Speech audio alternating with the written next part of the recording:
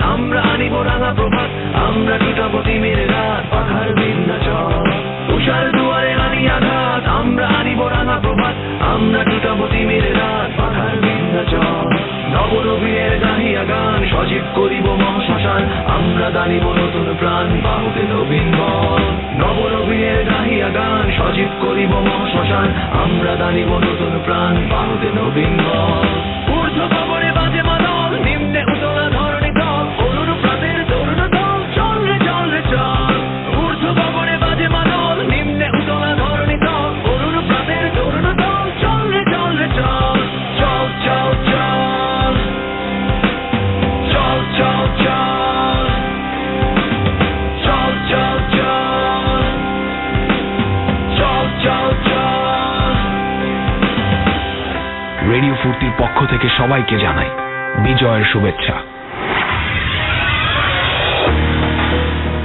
আর আপনাদের সবাইকে ভূত এফএমের পক্ষ থেকে জানাই আমন্ত্রণ এবং আশা করছি যেখানে আছেন ভালো আছেন এবং সব সময় ভালোর দলেই আছেন। আমি যেটা করতে চাই এখন সেটা হচ্ছে সরাসরি ঘটনায় চলে যেতে চাই। তার আগে জানাই যে আজকে ফ্রাইডে 13th। আপনারা সবাই জানেন যে এটা নিয়ে অনেক ধরনের কথা হয় ওয়েস্টে, এবং আমরা এটা নিয়ে অত বেশি পাত্তা দিই না এবং আমাদের সেটা নিয়ে অনেক বেশি মাথা ব্যথা নাই। কিন্তু আমরা সেই জিনিসটা নিয়ে জানতে ভালোবাসি বা সেই সম্পর্কে পড়তে ভালোবাসি, এবং অনেক কিছু এর আগে ভূত এফএমে এই বিষয়ে প্রচার করা হয়েছে এবং অনেকেই আজকে ঘরের ভেতরে ছাতা মেলেন না, অনেকে আজকে বাইরে বেশি যান না, অনেকে অ্যাক্সিডেন্ট এড়িয়ে চলেন এবং অনেকেই বলেন যে এই দিনে অ্যাক্সিডেন্ট বেশি হয়। আরো অনেক ধরনের কথা আছে এবং সে সমস্ত নিয়ে আমরা কথা বলতে পারি যদি আপনারা চান। আর একটা জিনিস সেটা হচ্ছে যে আমাদের আজকে যে ফেসবুকের যে লাইভ আছে সেই লাইভটা আমাদের দেখলেই বুঝতে পারবেন যে আমরা ওখানে অ্যানাউন্স করেছি যে ভূত এফএমের লাস্ট এপিসোডটা এই বছরের কবে, এবং এই জন্য আপনারা এই সপ্তাহ জুড়ে আপনারা বিভিন্ন জায়গা থেকে বিভিন্ন মানুষ এবং বিভিন্ন লিসনার যারা আছেন আপনারা আমাকে লিখেছেন এবং অনুরোধ করেছিলেন যে ভূত এফএম বন্ধ না করার জন্য, কিন্তু আসলে সব ভালোরই একটা শেষ আছে। আমি বুঝতে পারছি আপনাদের কেমন লাগছে, তারপরেও এটা আমাদের করতে হচ্ছে এবং আমার মনে হয় যে ভূত এফএমের প্রতি যে ভালোবাসা আপনাদের, সেই ভালোবাসাটা এর পরেও থেকে যাবে এবং আজীবন থাকবে। আমরা সবাই একসাথেই আমাদের যে ভালো লাগাগুলো সেগুলো শেয়ার করবো। আমাদের ফেসবুক পেজ রয়েছে, আমাদের ইমেইল রয়েছে। আমাদের ইমেল অ্যাড্রেসটা একটু মনে করে দিই, ভূত এফএম@radiofurti.fm। এটা হচ্ছে আমাদের ইমেল অ্যাড্রেস। আপনারা যদি ঘটনা পাঠাতে চান। আমি এই গত সপ্তাহে যখন বলেছিলাম ভূত এফএম শেষ হয়ে যাচ্ছে, তখন আমি দেখেছি যে অনেকেই আমাদের দারুণ দারুণ কিছু ঘটনা পাঠিয়েছে। আমি জানি না সবগুলো পড়তে পারবো কিনা, তবে চেষ্টা করবো একটা একটা করে পড়ার। আর অনেকেই যারা কোনোদিন ভূত এফএমে লেখেননি কিন্তু ভূত এফএম শোনেন 2010 থেকে, তারাও অনেকে ঘটনা লিখে পাঠিয়েছেন। এবং আপনারা কেউ কেউ বলেছেন বিভিন্ন ধরনের কথা, কেউ বলেছেন যে বিভিন্ন ভাবে ভূত এফএমকে ফিরিয়ে নিয়ে আসবেন। সেটা দেখে আমি খুবই ইমোশনাল হয়ে গেছি। অনেকে মানববন্ধনের মতো এই সমস্ত জিনিস করতে চেয়েছেন। আমার কাছে খুবই ইমোশনাল লাগছিল সেই সময়টা আপনাদের এই সমস্ত কিছু দেখে। তো যাই হোক, আমাদের যে পেজ দুটো রয়েছে, ফেসবুক পেজ, আমি তার আগে বলি আমাদের ইমেল করতে হবে যেভাবে bhutasmader@radio40.fm। এখানে আপনি ঘটনা পাঠাতে পারেন, আপনার নাম, ঠিকানা এবং ফোন নাম্বার সহ জানিয়ে দিন যে আপনি স্টুডিওতে আসতে চান কিনা, নাকি আপনার ঘটনা আমরা পড়ে শোনাই, সেটা একটু উল্লেখ রাখলে সেখানে ভালো। এবং যারা দেশের বাইরে রয়েছেন তারা সরাসরি অডিও ক্লিপ পাঠাতে পারেন বা লিখেও পাঠাতে পারেন ঘটনাটি। এটা সম্পূর্ণ আপনার ব্যাপার। আর আমাদের ফেসবুক পেজ হচ্ছে www.facebook.com/radio.furti and www.facebook.com/bhutfm.raffle। এই দুটো জায়গা থেকেও আপনি কিন্তু চাইলে আমাদের সাথে কানেক্টেড থাকতে পারেন। আর আমাদের টুইটারে আপনি চলে যেতে পারেন @bhutfm, সেখানে গিয়েও আপনি কিন্তু আমাদের খোঁজ নিতে পারেন। তো যাই হোক, আমি এখন যেটা করব সেটা হচ্ছে আমাদের আজকের যে প্রথম ঘটনা সেটা আপনাদের জন্য শোনাবো। এবং এটা একটা ইমেইল, প্রতিদিনের মতো আজকেও আমি একটা ইমেল দিয়েই শুরু করছি। ওকে, ইমেলটি পাঠিয়েছেন আমাদের একজন লিসেনার। তিনি যেভাবে লিখেছেন আমি সেইভাবেই পড়ছি। কেমন লাগলো সেটা অবশ্যই আমাদের পেজগুলোতে এসে আপনি জানিয়ে দেবেন। লিখছেন, হ্যালো রাসেল ভাই, আমি রিয়াদ বলছি। আমি ইউরোপের একটি ছোট্ট দেশ এস্তোনিয়া থেকে লিখছি। আমি ভূত এফএমের একজন নিয়মিত শ্রোতা, চেষ্টা করি এপিসোডগুলো শুনতে, তবে সব সময় কাজের ব্যস্ততার কারণে শোনা হয় না। আমি আপনার সাথে যেই ঘটনাটি বলতে চাইছি সেটা আমার নিজের সাথে ঘটে যাওয়া একটা ঘটনা। ভালো লাগলে পড়ে শোনাবেন। আমার নাম রিয়াদ। আমি বর্তমানে ইউরোপের ছোট্ট একটি শহরে বসবাস করি এবং এস্তোনিয়া ফিনল্যান্ড ও রাশিয়ার মাঝামাঝি অবস্থিত, যে দেশের লোক সংখ্যা মাত্র 13 লক্ষ। এদেশে আমি গত 2006 সালে অ্যানথ্রোপোলজির ওপরে মাস্টার্স করার জন্য আসি। বর্তমানে আমি এখানকার একটা শহর যেটার নাম হচ্ছে তালিন, সেখানে বসবাস করছি। আমার লেখাপড়ার বিষয়বস্তু এটার কারণেই আমাকে প্রায় সময় বিভিন্ন প্রত্নতাত্ত্বিক বিষয় নিয়ে রিসার্চ করতে হয়। কিছুদিন আগে আমার প্রফেসরের নির্দেশে আমি ও আমার সাথে আরো 3 জন মিলে তালিন শহরের পাশে ওল্ড টাউন নামে একটি জায়গায় যাই। বলে রাখা ভালো যে এই ওল্ড টাউন জায়গাটি আমাদের পুরান ঢাকার মতন, তবে এখানে খুব কম মানুষ বসবাস করে। বেশিরভাগ বাড়িগুলোই ফাঁকা এবং দেখতে সবগুলো বাড়ি একই রকমের। বাড়িগুলো এবং বাড়িগুলোর পাশে বেশ কিছু পুরনো স্থাপনা। দিনের বেলায় দর্শনার্থীরা ভিড় জমায় এই স্থাপনাগুলো দেখার জন্য। আর দ্বিতীয় বিশ্বযুদ্ধের সময়কালের অনেক জিনিসপত্র এখানে এই শহরে পাওয়া যায়। সেদিন আমি ও আমার সাথে 3 জন মিলে আমরা একটি পুরনো স্থাপনার মাঝে প্রবেশ করি। যদিও এর আগে অনেকবার অন্য স্থাপনায় গিয়েছিলাম, কিন্তু গবেষণা করেছি, তবে এটা ছিল সম্পূর্ণ ভিন্ন, এক অন্যরকম অভিজ্ঞতা। স্থাপনাটি ছিল 4 তলা বিশিষ্ট। স্থাপনার ভেতরে সূর্যের আলো প্রবেশের কোনো জায়গা নেই, নেই কোনো জানালা, একটি মাত্র সিঁড়ি, তাও আবার এতটাই সরু যে একজন মানুষের উঠতে কষ্ট হবে। স্থাপনার আরেকটি চমক হলো সিঁড়িটি শুধু ওপরের দিকে নয়, বরং মাটির গভীরেও চলে গেছে। মাটির নিচে রয়েছে আরো 2টি তলা। আমাদের প্রজেক্টটা ছিল মাটির নিচের তলার জিনিসপত্র তথ্য নির্ণয় করা। আমাদের 4 জন হাতের টর্চ নিয়ে কর্তৃপক্ষের অনুমতি সাপেক্ষে মাটির নিচ তলায় সিঁড়ি বেয়ে চলে যাই।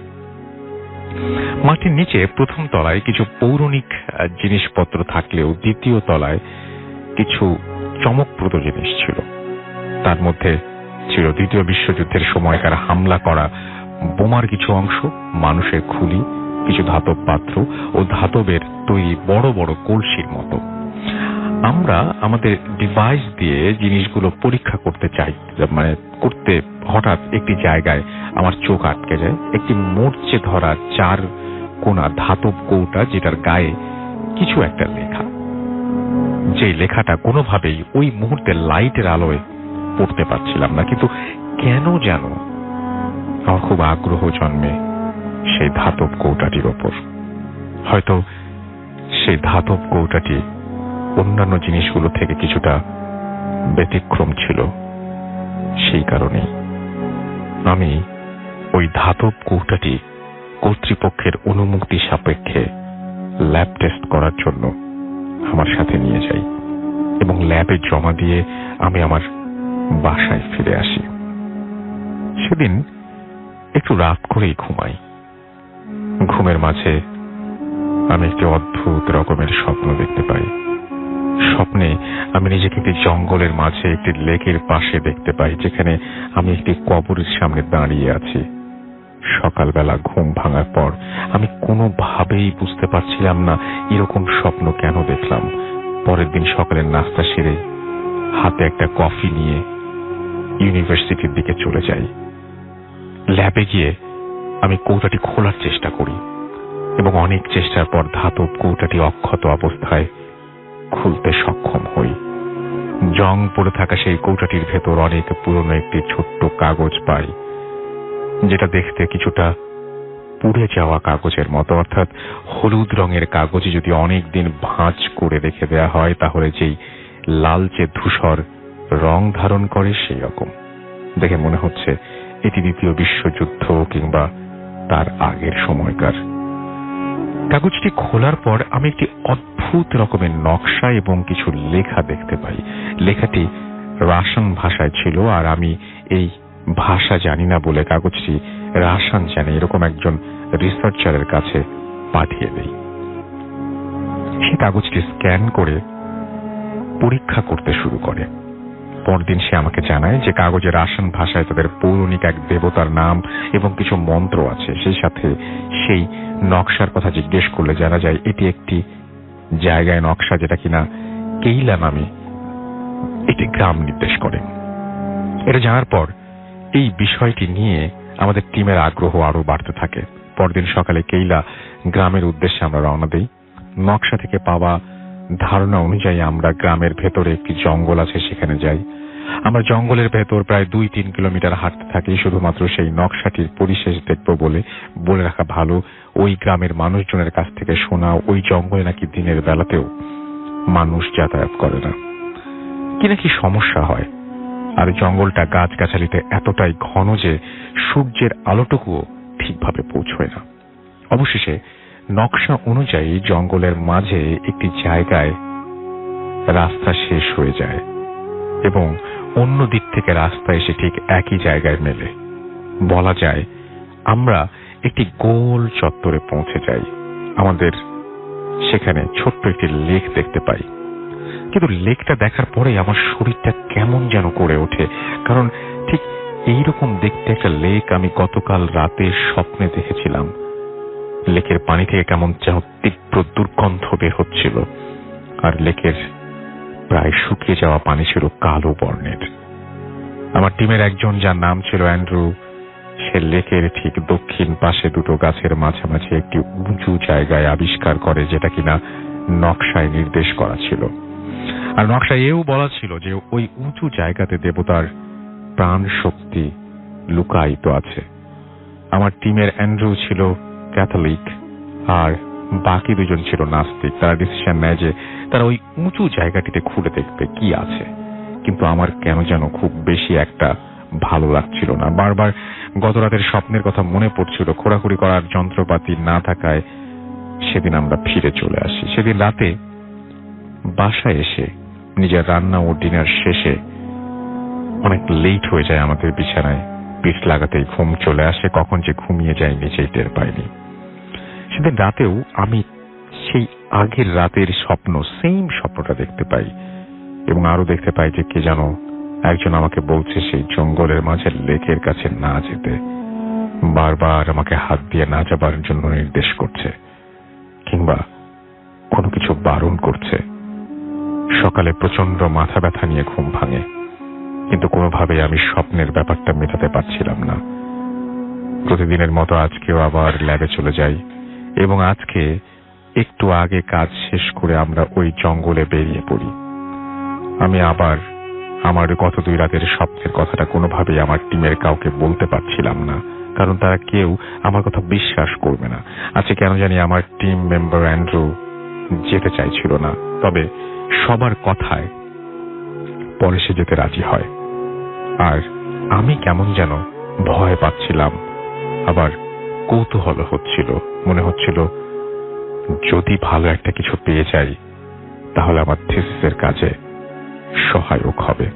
যাই হোক, আজকে সমস্ত যন্ত্রপাতি নিয়ে একজনের গাড়িতে চড়ে রওনা হলাম। গ্রামের শেষ অংশে যাবার পর গাড়ি নিয়ে যাওয়া যায় না, তাই গাড়ি রেখে হাঁটা শুরু করলাম। গ্রাম পেরিয়ে জঙ্গলে ঢোকার সময় এক বৃদ্ধের সাথে দেখা। বৃদ্ধ দেখতে কিছুটা কুঁচো হয়ে গেছে, কিন্তু তার সবগুলো চুল দাড়ি পাকেনি, আধা পাকা টাইপের। সে তাদের ভাষায় জিজ্ঞাসা করলো যে কোথা থেকে এসেছি। আমরা আমাদের উত্তর না দেওয়ার আগেই সে বলল, তোমরা যেখানে যাচ্ছ সেখানে যেও না, হয়তো আর ফিরতে পারবে না। কথাটি আমার মনে দাগ কাটলো। আমার সাথে থাকা অ্যান্ড্রুও কিছুটা চমকে গেল। বৃদ্ধ আরো বলল, 5টি নাবালক শিশুকে জ্যান্ত পুঁতে বুডোকে আরো শক্তিশালী করে রাখা হয়েছে। বলে রাখা ভালো, বুডো একটি প্রাচীন রোমান শয়তান দেবতার নাম। আমরা ওই বৃদ্ধকে কিছু বলার আগেই সে তার মতো চলে যায়। আমরা আমাদের মতো সেই নির্দিষ্ট লেকের পাশে গিয়ে আমাদের যন্ত্রপাতি নিয়ে দাঁড়ালাম। আজকে কেমন যেন লেকের পানি আরো বেশি দুর্গন্ধ আসছিল, আর সূর্যের আলো কম থাকায় কেমন যেন একটা অন্ধকারাচ্ছন্ন লাগছিল সবকিছু। খেয়াল করলাম চারপাশে খুব নিস্তব্ধ, এমনকি পাখির ডাকও শোনা যাচ্ছিল না।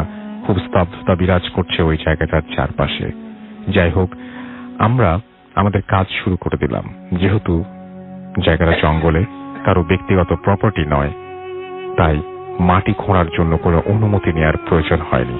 মাটি খোঁড়ার আগে আমরা আবারও সেই নকশার কপিটা বের করে জায়গাটি ঠিক করে নিয়েছি, নিশ্চিত হয়ে নিয়েছিলাম। তারপর আমরা 4 জনই মাটি খোঁড়া শুরু করলাম। প্রায় ঘন্টাখানেক মাটি খোঁড়ার পর সবাই ক্লান্ত হয়ে পড়ি। ছোট একটা বিরতি নিয়ে আবার কাজ শুরু করব বলে আমরা সিগারেট ধরাই। চারপাশের স্তব্ধতা আমাদের কেমন যেন শিহরণ দিচ্ছিল। এর আগেই এইরকম প্রত্নতাত্ত্বিক জিনিস নিয়ে কাজ করেছি, কিন্তু এবারেরটার মতো আগে কখনো এমন থ্রিল অনুভব করিনি। বারবার মনে হচ্ছিল মাটি খোঁড়ার কাজ আমাদের না, আর তাছাড়া প্রফেসর জানলে আমাদের জন্য সমস্যা হয়ে দাঁড়াবে। যাই হোক, সিগারেট শেষ করে আমরা আবার কাজে ফিরলাম। তবে এবার যা দেখলাম তার আমি ছিল আমাদের জন্য অবিশ্বাস্য। মাটি খোঁড়ার আগে উঁচু জায়গাটি যেমন ছিল এখনো তেমনি আছে, একটা খোঁড়ার দাগও নেই। বিষয়টা আমাদের কাছে প্রচন্ড অবাক লাগলো। 4 জন মিলে 1 ঘন্টা খোঁড়ার পর মাটিগুলো আবার সেই জায়গায় পাশে ফেলেছিলাম, কিন্তু সেই চিহ্নও নেই। সত্যি অবিশ্বাস্য। এই অবাক করা বিষয়টা কেউ বিশ্বাস করতে পারছিলাম না, তাই আমাদের নিজেদের মাঝে কথা কাটাকাটি শুরু হয়ে যায়। এদিকে সন্ধ্যা হওয়ার উপক্রম। আমরা সেদিন আর কাজ না করে সেখান থেকে ফিরতে শুরু করলাম। ফেরার পথে যন্ত্রপাতি গুলো যার যার কাঁধে তুলে নিলাম। গাড়ি পর্যন্ত আসতে প্রায় 1 কিলোমিটার হাঁটতে হবে। আমি আবার সেই যন্ত্রপাতি কাঁধে নিয়েছিলাম। এখন সেই যন্ত্রপাতি আমার কাঁধে নিয়ে আসছি, কিন্তু এবার কেন যেন আগের চেয়ে বেশি ভারী মনে হচ্ছিল। হাঁটার সময় আমার বারবার মনে হচ্ছিল কি যেন আমার ঠিক ঘাড়ের পেছনে নিঃশ্বাস ফেলছে, আর আমার ঘাড়ে প্রচন্ড ওজন অনুভব করছিলাম। বারবার চমকে উঠছিলাম আমাদের পেছনে কারো হেঁটে আসার আওয়াজ শুনে। শুকনো পাতার উপর পা ফেললে যেমন মরমর আওয়াজ হয়, ঠিক সেই আওয়াজ আসছিল আমাদের পেছন থেকে। আমাদের পাশে ঝোপের মাঝ দিয়ে কি যেন দৌড়ে গেল এবং আওয়াজ হচ্ছিল। আমাদের বুঝতে বাকি রইল না যে আমরা কোনো খারাপ একটা জায়গায় চলে এসেছি। এসব থেকে পরিত্রাণ পাওয়ার জন্য আমরা খুব দ্রুত পা চালালাম, কিন্তু যেখানে 1 কিলোমিটার পথ হওয়ার কথা 15-20 মিনিটে সেখানে 1 ঘন্টা হাঁটার পরও আমরা গাড়ির কাছে পৌঁছাতে পারলাম না। আমরা 4 জনই প্রচন্ড ঘামছিলাম। গাড়ি স্টার্ট দিয়ে আমাদের টিম মেম্বার প্যাট্রিক এক টানে গাড়ির স্পিড বাড়িয়ে দিল। তখন আমরা জঙ্গল পেরিয়ে গভীর গ্রামে, যেই দেশে মোট 13 লাখ মানুষ বাস করে, সেই দেশের একটি অজপাড়াকা গ্রামে কজনই বা বাস করতে পারে সেটা খুব সহজে অনুমান করা যায়। আমাদের গাড়ি থেকে আমরা আশেপাশে কোনো বাড়ি দেখতে পাচ্ছিলাম না। অনেক দূরে উঁচু গির্জা ছাড়া আর কিছুই চোখে পড়ছিল না। কেমন যেন গাড়িটা খুব ভারী হয়ে গিয়েছিল। গাড়ির স্পিড কোনোভাবেই বাড়ছিল না।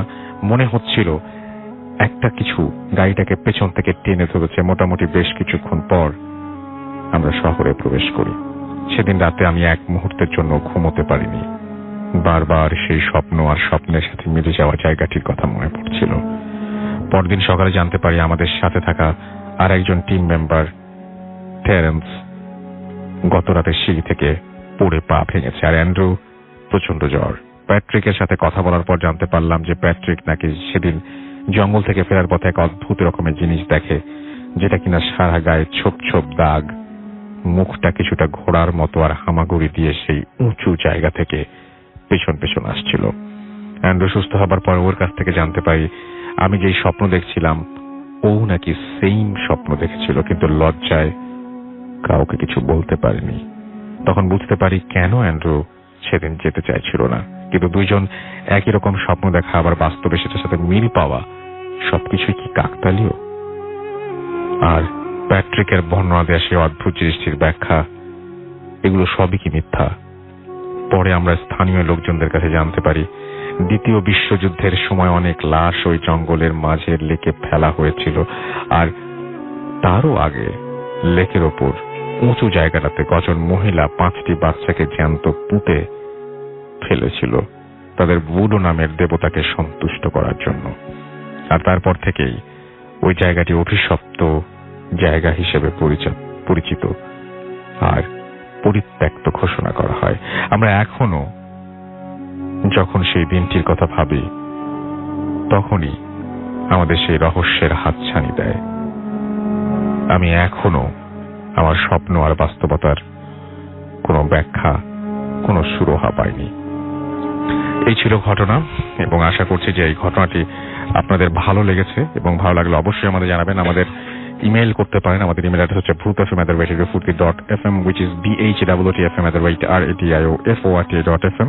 আপনার নাম, ঠিকানা এবং ফোন নাম্বার সহ আপনার জীবনে ঘটে যাওয়া বা আপনার জানা সেরা ঘটনা লিখে পাঠিয়ে দিন আমাদের কাছে। ঘটনার শুরুতে অবশ্যই উল্লেখ করুন যে ঘটনাটি আপনি স্টুডিওতে এসে শেয়ার করতে চান, নাকি আপনি চান আপনার ঘটনা আমরা পড়ে শোনা। যারা দেশের বাইরে আছেন তারা অডিও ক্লিপ পাঠাতে পারেন বা লিখেও পাঠাতে পারেন। আমাদের ইমেল অ্যাড্রেস জানলেন। আমাদের Facebook page www.facebook.com/radio.furti and www.facebook.com/bhutfm.russell। আমার কাছে একটা খবর রয়েছে, সেটি হচ্ছে আমাদের চারপাশে আপনারা জানেন যে রকমারি খাবারের সমাহার। এর মধ্যে কোনটি সুস্বাস্থ্যকর, কোনটি শরীরের জন্য সুস্বাস্থ্যকর আর কোনটি আবশ্যক, এটা বুঝে ওঠা বেশ কঠিন হয়ে পড়ে কিন্তু, তাই না?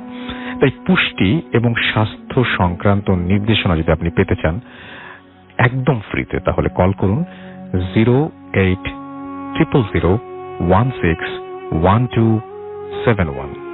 আমি বাংলায় বলছি 0800161271 এই নাম্বারে, এবং কথা বলুন নিউট্রিশনের সাথে।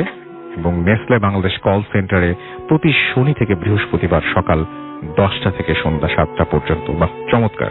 তাহলে আপনি জেনে যাবেন যে কোন খাবারটি আপনার জন্য অবশ্যই খেতেই হবে, আবশ্যক, আর কোন খাবারটি আপনার জন্য স্বাস্থ্যকর বা কোনটি আপনার স্বাস্থ্যের জন্য ভালো। বা চমৎকার!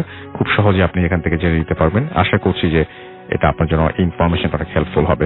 আমি এখন যেটা করবো, ছোট্ট একটা বিরতিতে যাব, খুবই ছোট বিরতি, সুতরাং কেউ কোথাও যাবেন না। ছোট্ট একটা বিরতিতে যাবো এবং তারপর আবারও ফিরে আসবো বাবু ভাইকে নিয়ে। সেই পর্যন্ত আমাদের সঙ্গে থাকুন। স্টে টিউনড ফর রেডিও ফুর্তি এফএম এন্ড রেডিও ফুর্তি। পিরিয়ডের দিনগুলোতে পছন্দের বিষয়গুলো হয়ে ওঠে বিরক্তিকর, তাই তোমার স্বস্তির জন্য এক্সট্রা কেয়ার নিয়ে পাশে আছে ফ্রিডম স্যানিটারি ন্যাপকিন। তোমাকে রিয়েলি বোঝে। ভালো করে দেখার আগেই অ্যাড হয়ে গেছে। এই তো শুরু হয়ে গেল ইন্টারনেটিং। এনগেজমেন্ট থেকে হানিমুন, সেলফি থেকে ভিডিও শেয়ারিং এর যেই পরিমাণ এনার্জি দেবে তাতে আরেকটা তাজমহল বানিয়ে ফেলা যাবে। এই সময়ে ইন্টারনেটটা বেশিই লাগে, তাই আরো বেশি এনজয় করতে বাংলা লিংকের বেশি বেশি internet. FM. The night comes alive. বিশ্বাস করা না করার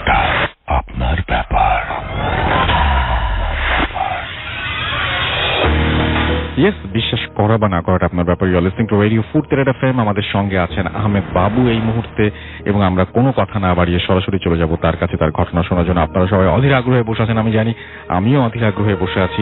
চলুন সরাসরি চলে যাই তার কাছে। জি বাবু, আসসালামু আলাইকুম। ওয়ালাইকুম আসসালাম রাসূল ভাই। আমি কাহিনীতে চলে যাব সরাসরি।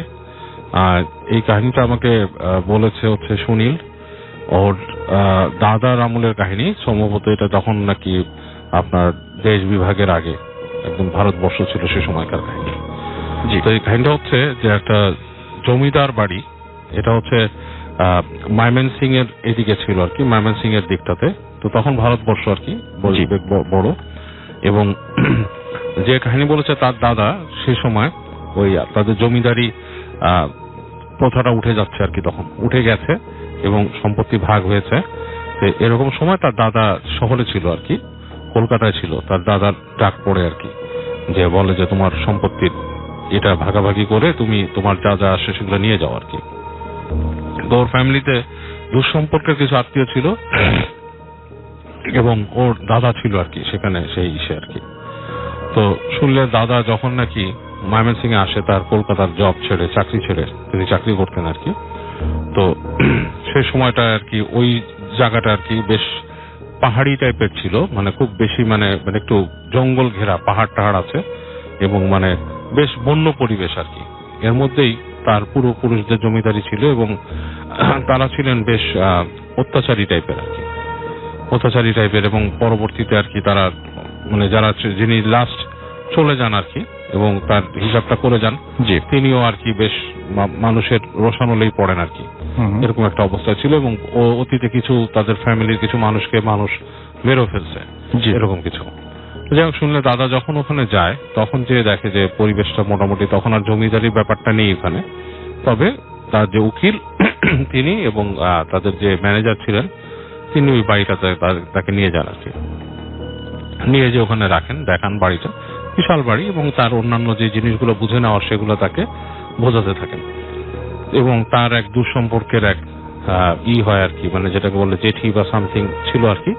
তিনি তার সাথে সব কমিউনিকেশন এন্ড সবকিছু মেনটেন করতেন, কারণ তারই নাকি আরো কিছু মানে ওনার দাদার যে জেঠি আর কি, তারই নাকি আরো কিছু মানে প্রাপ্য ছিল কিছু অংশে কি হিসাব কিতাবে আর কি। যাই হোক, তো ওনার সাথে ওনার কথাবার্তা বলা লাগে সব ব্যাপারে। তো উনি ওখানে যাওয়ার পরে বেশ কিছুদিন কেটে যাওয়ার পরে ওনার যে বন্ধু, মানে ওর দাদার বন্ধু, শুনলে দাদার বন্ধু একটা চিঠি পায় ওর দাদার কাছ থেকে যে সে অসুস্থ আর কি। শুনলে দাদা যে সে অসুস্থ ছিল, জি, বেশ অসুস্থ হয়ে গেছে হঠাৎ করে। অসুস্থতার লক্ষণটা হচ্ছে সে লিখছে তাকে চিঠিতে যে সে হঠাৎ করে জ্বালা পোড়া হয় তার, এবং তখন সে জ্বালা পোড়াটা এতটুকু হয়, শারীরিক জ্বালা পোড়া, সে কিছুই করতে পারে না, সে আপনার সব তার জ্ঞান হারিয়ে যায় আর কি, সে নিজের জ্ঞান থেকে বেরিয়ে যায়। জি, সে তার দাদার বন্ধুকে অনুরোধ করে তাকে ওখানে আসতে আর কি। তার দাদার যে ফ্রেন্ডটা থাকে সে খুব ক্লোজ একটা ফ্রেন্ড এবং তার সাথে অনেক কিছু শেয়ার করে, খুব ক্লোজ ফ্রেন্ড। তো সে তখন ওখান থেকে ইংল্যান্ডে যাওয়ার জন্য রেডি হচ্ছিল আর কি, বিদেশে যাবে পড়তে সেই সময়। তো সেই সময় অনেকে আইন বিষয়ে পড়াশোনা করতে যেত আর কি এরকম। তো যাই হোক, তো ওই বন্ধু যখন নাকি চিঠি পায়, চিঠি পেয়ে তখন চিন্তা ভাবনা করে সে চলে আসে এদিকে বিভিন্ন ভাবে আর কি। তার আসার বর্ণনা নাই দিলাম, আসার বর্ণনা দিছিল, বাট সেটা আমি নাই দিলাম। জি, তো বিভিন্ন ভাবে চলে আসে। আসার পরে সে যে তার বন্ধুর সাথে দেখে, বন্ধুকে দেখতে পায় যে সে একটা রুমে শুয়ে আছে, বেশ আগের থেকে বেশ শুকায় টুকায় গেছে, চোখের নিচে কালি পড়ছে। তো বলে, কি রে তুই এখানে আসলি, তোর মানে আরো সম্পদ পাবি, এটা সেটা কিছু ভালো কিছুর জন্য আসছিস, তোর এই অবস্থা কেন, তুই এখানে বিছানায় পড়ে গেলি? তো বলে যে ফ্রেন্ড, আসলে জিনিসটা হচ্ছে অন্যরকম। আমি এখানে আসার পর থেকে যে জিনিসটা আমি দেখি, প্রথম দিকে আমি যেটা দেখতাম সেটা হচ্ছে রাত্রেবেলা আমাকে একটু ডাকতো রুমের বাইরে, মানে রাত হয়ে গেলে যখন সবাই ঘুমা যেত, ঘর বাড়ি অন্ধকার, তখন মূলত কেউ আমাকে ডাকতেছে নাম ধরে। তো নাম ধরে যখন ডাকতো, তা আমি আস্তে আস্তে প্রথম, মানে সে তার কাহিনী বলতেছে যে প্রথম যখন আমাকে নাম ধরে কেউ ডাকে তখন আমি মনে করছি যে এই বাড়িতে আর কেউ আছে, যে নাকি বয়সে বড় এবং নারী কণ্ঠ আর কি। তো আমার জেঠি বা জেঠির কোনো পরিচিত কেউ, কিন্তু ডাকটা এমন ভাবে দেবে কেন, ডাকটা একটু বিকৃত টাইপের, লাইক মানে মানুষ স্বাভাবিক গলায় ডাকলে যেরকম সেরকম না, সেরকম করে দরজায় একটা নক হতো এবং তাকে ডাক দিত। তো সে প্রথম দিনই ওখানে উঠে বলে যে কি ব্যাপার, কে, কোনো রেসপন্স পায় না। গেট খুলে বাইরে যায়, করিডোর দিয়ে নেমে যায় তাদের যে সিঁড়ি থাকে, সিঁড়ি দিয়ে হেঁটে নামে নিচে। নামার পর নিচতলাতেও দেখে কোনো শব্দ নেই, হুটহাট, মানে চারিদিক কেমন, মানে আপনার শুনশান নীরবতা, এবং মানে পুরো বাড়িটা মনে হচ্ছে খা খা করছে, কেউ নাই। তো প্রথম দিন এরকম সে দেখে উঠে আসে। এরপরে সে শব্দ শুনতে পায় তার জানলার নিচে, মনে হচ্ছে মানুষজন কথা বলছে। তো সে আপনার জানালার পর্দা সরায় নিচে উকি দেয়, উকি দিয়ে দেখে যে কিছু মানুষ মনে হচ্ছে যে আপনার ওখানে জটলা করছে। তো সে এটা দেখে, বাট কিউরিয়াসিটি মানে খুব একটা ফিল করে না। জি। চিন্তা করে যে এখানে এখন কি করব, নিচে কে আলোচনা করতেছে, কি করতেছে, আমি তো এখানে ইউজ টু না। তো যেটার থেকে সে প্রথম অসুস্থ হয় সেটা হচ্ছে সে একদিন শুনতে পায় তার জেঠি, যে তার যে জেঠি তাকে ডাকছে জি। বাইরে এসে, এবং 2-3 বার করে ডাকছে। এবং ডাকার পরে সে ওই ডাকে সাড়া দেয়, সাড়া দিয়ে আপনার আস্তে করে গেটের বাইরে আসে। এসে দেখে জেঠি ঠিক ওই গেটে না, বেশ দূরে দাঁড়িয়ে আছে। জি। ওনার হাতে একটা লণ্ঠনের মতো উনি দাঁড়িয়ে আছে, ওনাকে আস্তে আস্তে ডাকে হাত দিয়ে, মানে কোনো কিছু দেখাবে এরকম কিছু। তো উনি পিছে পিছে যায়, যে সিঁড়ি দিয়ে নামে। সিঁড়ি দিয়ে নামার পর ওনাকে হেঁটে ওখানকার একটা দরজা আছে, সেই দরজাটা খুলে ভিতরে ডাকে। তো উনি দরজা খুলে ভিতরে যায়, দেখে সিঁড়ি নেমে গেছে, নিচের দিকে সিঁড়ি নেমে গেছে, এবং বেশ একটা মানে ইসের মতো করিডোর টাইপের সিঁড়ি, এবং ওই নিচে যে জেঠি দাঁড়িয়ে আছে লণ্ঠন নিয়ে, সেটার আলো মানে কেঁপে কেঁপে আসছে উপরে, বেশ মানে একটা হরিবল একটা জিনিস। তো উনি তারপরে কিছু চিন্তা করে উনি পেছনে পেছনে যায়। তো যাওয়ার পরে দেখে যে একটা দরজা, ওই দরজার সামনে তিনি যখন দাঁড়ায়, জেঠিও দাঁড়ায় আছে, এবং দেখে যে ওখানে যে একটা শব্দ আসছে লাইক ভেতর থেকে, লাইক হুম হুম, মানে বেশ একটা মানে বেশ গম্ভীর একটা গর্জনের মতো আসছে, লাইক কোনো প্রাণী যদি গজরাতে থাকে এরকম একটা শব্দ আসছে। তো উনি বেশ ভয় পেয়ে যায়, কারণ ওই বদ্ধ জায়গা থেকে যে গর্জনটা আসে ওনার কাছে বেশ ভয় লাগে। এবং এই পর্যায়ে দেখে ফট করে ওই আলো লণ্ঠন যে থাকে জেঠির হাতে, সেটা নিভে গেছে। আচ্ছা। তো উনি ডাকতে থাকে জেঠিমা জেঠিমা এরকম করে ডাকে, দেখে কোনো সাড়া নেই, এবং ওই গর্জন যেটা হচ্ছে, গর্জনটা আরো লাউডার হচ্ছে ওই জায়গায়।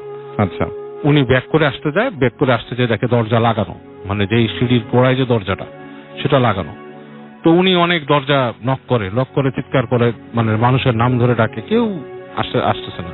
এবং এক পর্যায়ে গর্জনটা এমন ভাবে মানে ওনাকে এফেক্ট করে যে ওনার মনে ওনার মাথার মধ্যে কিছু আসতেছে, এবং মনে হচ্ছে যে কোন একটা ভয়ঙ্কর প্রাণী ওই সিঁড়িতে উঠে আসবে। তো ওই অবস্থায় উনি জ্ঞান হারায় ফেলে।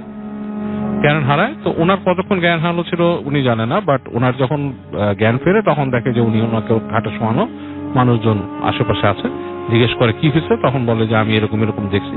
তো সবাই শুনে, সবাই একজন আরেকজনের চেহারার দিকে তাকায়, মুখ চাওয়াচাই করে, কিন্তু কেউ কিছু বলে না। বলে আপনি দুঃস্বপ্ন দেখছেন, আপনাকে আমরা এখানেই পাইছি ভিতরে সিঁড়ির গোড়ায়, এবং আপনি প্রায় একদিন অচেতন ছিলেন। তো এরকম বলার পর যেটা হয় যে সে শুয়ে থাকে, নর্মালি বসে থাকে, শরীরটা খারাপ। তো হঠাৎ তার যেটা হয় যে গা জ্বালাপোড়া করতে করতে প্রচন্ড মনে গায়ে কেউ আগুন ধরায় দিচ্ছে, এবং এই যন্ত্রণা সহ্য না করতে পেরে উনি বেহুশ হয়ে যায়। তখন উনি দেখে যে এখানে তো ওনার কেউ নাই, উনি যে ফেরত চলে যাবে সেটাও উনি ওনার জেঠিমাকে জানান যে আমি চলে যেতে চাচ্ছি কলকাতায়, আমি পরে এগুলো আমার শরীরে, কিন্তু ওনার যে শরীরের অবস্থা যাওয়ার মতো না। এই কারণেই উনি ওনার বন্ধুকে চিঠি লিখছে। তো ওনার বন্ধু আসে, বন্ধু ওনার কথাগুলো শুনে বলে চল আমি দেখি তোর কি অবস্থা, আমরা পারলে তোকে নিয়েই যাই এখান থেকে, কি ঘটনা।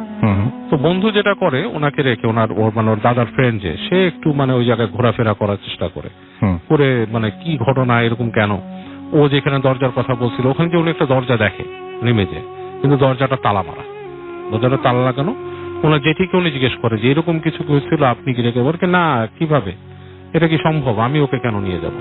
তখন বলে যে এটার নিচে কি আছে, দরজা বলে এটার নিচে কি আছে এটা আমিও জানি না, এটা হচ্ছে ওর মানে তারও দাদাদের সময়কার জিনিস। এখানে টর্চার সেলও আছে যেখানে বিভিন্ন টর্চার সেল হতো।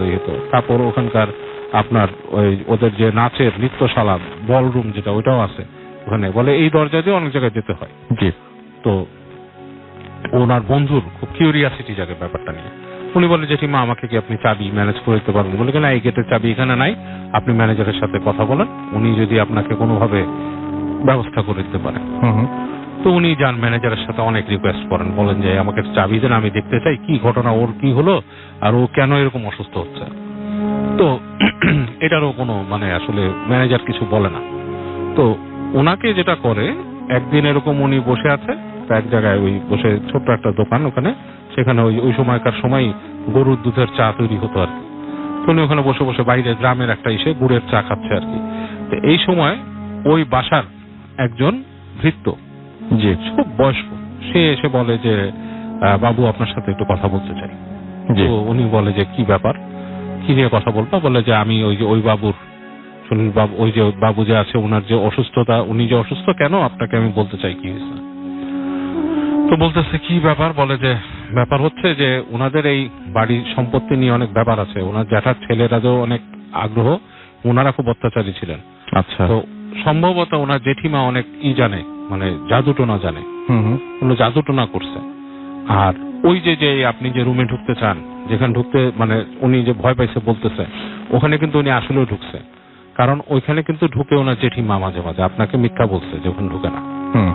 বলে আপনি আমাকে কেন বলে দিচ্ছেন এগুলো? বলে আমি ওনার ভালো চাই, উনি তো এগুলোর সাথে জড়িত না, উনি কিছুই জানে না, উনি আসছে ওনার হিস্সা নিয়ে যেতে এখান থেকে, আর তো কিছু না।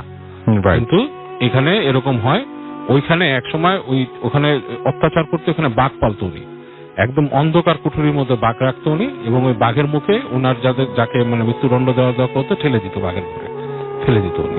আচ্ছা। এছাড়াও অনেক টর্চার সেল ছিল, নর্তকীদেরকেও ঠেলে দিত, এরকম ব্যাপার করা আছে। তো উনি বলে তাহলে আমার তো ওখানে ঢোকা দরকার। বলে ওইটা ম্যানেজারের রুমে চাবি আছে, আপনি চাইলে যে দেখতে পারেন ওখানে কি আছে। তো ওনার বন্ধু যেটা থাকে উনি খুব মানে করে ম্যানেজারের যে রুমটা থেকে একদিন ওই কাজের লোকের সহায়তায় চাবিটা উনি ম্যানেজ করে এসে উনি ওই যে রুম খুলে ঢুকে নিচে যে দেখে আসলেই ওই যে ওখানে যে নামছে মানুষ, পায়ের ছাপ, মানে ধুলার মধ্যে পায়ের ছাপ, যে মানে এবং বোঝা যাচ্ছে যে এখান থেকে মানুষ ওঠানামা করে, যে এরকম একটা ব্যবস্থা আছে। তো উনি ওই চাবিটা নিয়ে তো আর ওখানে রেখে দিতে পারবে না, উনি ঢুকে যে ওই রুমগুলো দেখে, যে রুমগুলো দেখে আসার পরে উনি চুপচাপ চাবি রেখে চিন্তা করে যে ওনার বন্ধুকে নিয়ে উনি চলে যাবেন ওখান থেকে। তো যেটা হয় রাত্রেবেলা ওই দিন রাতে আর কি উনি ঘুমাচ্ছেন, উনিও ওইরকম শব্দ পান যে ওনার গেটকে নক করতেছেন, জি। তো উনি ওই নক শুনে উনি উঠে আস্তে করে ফলো করে আসেন। কিন্তু উনি যেটা দেখেন যে ওনার রুম নক করছে আসলে কোনো না আর কি, মানে ওই চাচি বা কেউ করেননি, ওই রুম নক করছে কাজের লোকটা, এবং ওনাকে আস্তে ফিসফিস করে বলেন যে ওই যে দেখেন। তো উনি দেখে যে ওই যে লণ্ঠন হাতে ওই যে জেঠি থাকে, উনি হেঁটে ওই রুম দিয়ে যাচ্ছেন দরজা দিয়ে। তো উনি ওটার সাথে ফলো করে ঢুকেন ভিতরে আস্তে। ওই জেঠি যায়, উনি আস্তে করে পাটি ওখানে যান। যাওয়ার পরে দেখেন দূর থেকে একটা ঘরের ভেতর থেকে খুব আলো মানে বাড়ছে নিমছে এরকম কিছু আর কি। তো উনি যে আস্তে করে উকি দেন, ওখানে উকি দেওয়ার পর দেখে যে ওখানে একটা অগ্নিকুণ্ডর মতো জ্বালানো, ছোট্ট একটা অগ্নিকুণ্ড, সেখানে ওই জেঠি কি দিচ্ছে এবং উনি মন্ত্র পড়তেছে। এবং ওই পাশে মানে ঠিক আগুনের ওই পাশটাতে কিছু ছায়া মূর্তির মতো আছে, তাদেরকে দেখা যায় না, বোঝা যায় না, বাট বোঝা যায় কিছু ছায়া মূর্তির মতো দাঁড়ানো এখানে। তো উনি জিনিসটা দেখে মানে জিনিসটার এতটা ভয়াবহ ছিল জিনিসটা, যে জেঠির যে রূপটা ছিল সেখানে সেটাও বেশ ভয়াবহ, চুল খোলা, এবং উনি বেশ ভয় পেয়ে যান ওটা দেখে। উনি ভয় পেয়ে উনি আস্তে ধীরে উনি ওখান থেকে উঠে আসেন, ওখানে আর থাকেন না, এবং এসে দেখেন বন্ধুর কাছে, দেখে বন্ধু সারা শরীর হিম হয়ে গেছে, মানে ঠান্ডা। তো উনি বন্ধুকে তাড়াতাড়ি উনি ওনার সাথে যে ওই লেপটের চাদর ছিল তা দিয়ে ঢেকে দেন, দেখে উনি ওই রাতে ওখানে বন্ধুর সাথে ঘুমায় যান। এখন পরদিন উনি যে দেখেন সবকিছু ঠিকঠাক, উনি ব্যবস্থা করেন ওনার বন্ধুকে নিয়ে যাবেন ওখান থেকে। তো সবকিছু মোটামুটি রেডি হয়। শেষ মুহূর্তে এসে যে ম্যানেজার যে নিয়ে যাবে বলে যে আজকে তো আপনাদের বেরোতে পারতেছেন না, আপনাদের কালকে যেতে হবে, আজকে যাওয়া সম্ভব না বাসা থেকে। তো উনি একটু হতাশ হন, যে উনি মনে করছিল যেটা থেকে আমি পালিয়ে গেলেই মনে হয় ভালো, আর যদি বন্ধুকে নিয়ে যেতে পারি এখান থেকে ভালো। তো রাতের বেলা উনি ঘুমিয়ে আছেন ওই দিন রাতে, বন্ধু রুমে ঘুমান নাই, নিজের রুমে ঘুমাইছে। তো উনি দেখতেছে যে ওনার বিছানার চারপাশ দিয়ে কিছু এরকম ছায়া মূর্তি ঘুরতেছে, বেশ লম্বা ছায়া মূর্তি ঘুরতেছে। আর উনার ঠিক মাথার কাছে ওই জেঠি, কিন্তু অন্ধকারের মধ্যে, উনি বুঝতেছে একে, বলতেছে যে তুই ওকে নিয়ে যেতে আসছিস, ওকে তো যেতে দিব না, আর তুই যদি নিজের প্রাণ নিয়ে যেতে চাস তুই চলে যা এখান থেকে। তো এটা উনাকে বলার পর উনি মানে ঘুমের মতো দ্বন্দ্বের মতো ছিল, উঠে দেখে যে কেউ নাই রুমের ভিতরে। বাট উনি মেসেজটা পেয়ে উনি খুব ভয় পায়। তো উনি ইসের সাথে কথা বলে পরদিন সকালে উঠে ওই যে ভৃত্যটা ছিল তার সাথে তাকে খুঁজে বের করে তাকে কথা বলে যে তুমি আমাকে কি কোনো ব্যবস্থা করে দিতে পারবা এখান থেকে চলে যাওয়ার জন্য।